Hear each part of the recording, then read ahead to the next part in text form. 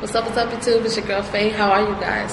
Hopefully you guys can all see me and hear me well. I'm in the stairwell today because there was no study room for me to do my vlog in. But anyways, just coming by to see how you guys are doing. I'm doing great.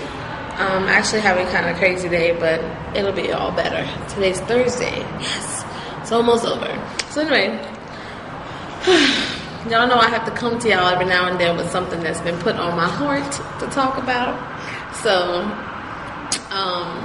the title, as you see, is going to be, How Hungry Are You? The reason for this title, I was inspired to do this because this week I won't say bad news. I got disturbing news from two close friends of mine. One will watch this video, and one probably won't for a while. While I won't go into details about what they're going through, I just kind of wanted to see what you guys thought about this topic. So when I say how hungry are you, I'm not talking about food, I'm talking about how desperate are you to get to your goal? How important is it for you to reach your goal or to succeed? How much are you willing to sacrifice to achieve whatever it is, in life that you want to do? We've talked about faceless forgiving. We've talked about, moving on. We've talked about, carpe diem, seizing the moment. But, how much are you willing to really sacrifice to get to that point? Now, when I say that two of my friends kind of gave me bad news, they were things that incited panic within me. Meaning that if I was going through those situations, I would have been panicking. One of them is sort of in denial, and she's doing what she needs to do, but she's like, whatever. And then the other one is like, you know what, it's going to work out. These things always do. But while these things always do work out, and I agree with that, and I agree you have to stay positive, but I wanted to kind of ask you guys a question, like, what incites the incitement in you to succeed or to do what you have to do? There's a Chinese proverb, I wrote it down, that says, fall 7 times, stand up 8. How willing are you to make that happen? You know what I mean? I'm part of a leadership academy at my job, and it's, they're trying to cultivate leaders within the company rather than looking outward.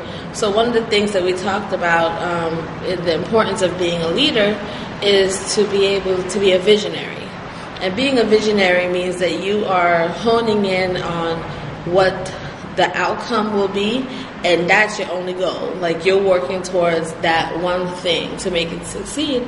So when I sit in those classes, I often think about myself as being the leader of my own life and my own circumstances, and I have to sit and think, how focused am I on seeing what I want to accomplish through, and how willing am I to finish the race, Like they say, see the hill for the trees, or whatever way it goes. I don't know. I just think that's so important to really be focused on your goals, and kind of know when it's time to start over. These two friends, in my opinion, are at a point where they need to start over, and how you look at it really makes a difference, of course. Whether you're optimistic or just standing still. Standing still is not necessarily always the good answer, and of course I don't mind telling you guys about me, but a while back I was taking my last class, the last class that I needed to graduate. I wasn't successful in that class, I didn't pass it, and when I didn't pass it, I was so upset, and I was so distraught, and so overwhelmed by the fact that I didn't pass this class. So what did I do? I decided to just shut down. And because I shut down, I missed out on an opportunity to number one, take the class again without penalty, and number two, to take the class again for free. So I ended up having to pay to take the class again. And that was something that I was like, crap, I have to pay for it?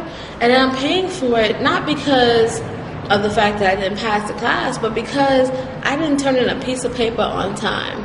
And why did I turn a piece of paper on time? I didn't turn it in on time because I was sulking and basking in my own misery, you know? So when I say how hungry are you, I kind of mean, you know, how willing are you to, regardless of the storm, bear down and, you know, hunker down and get what you need done, and then, you know, then you'll have time to rest. Then you can, you know, move forward, you know what I'm saying? But you can't just stand still. You gotta keep fighting the good fight.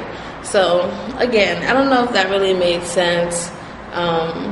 You know, like I said, these two situations are things that really, like I said, incited panic in me. Like, I don't know how I would have been able to deal with it. And my normal response would have been to shut down. But, you know, regardless of what you're going through, you have to be able to bear down and get through it. You know what I'm saying? So hopefully, well, I know that both situations will work out in the end, definitely. But I just think that it's so important to know when it's time to fight. You know, you got to decide. You going to stand up and fight or sit down and take it. But you can't do both. You can't sit down and stand up at the same time. You have to decide if you're going to push forward. And pushing forward, you know, even when it's hard, pushing forward is the best option that you have. And in some cases, it's the only option that you have. You know, you got to push forward. You got to hang in there. So, like I said, hopefully this makes sense. I will talk to you guys soon. Be blessed, be encouraged, stay positive. Have a good day, guys. Bye.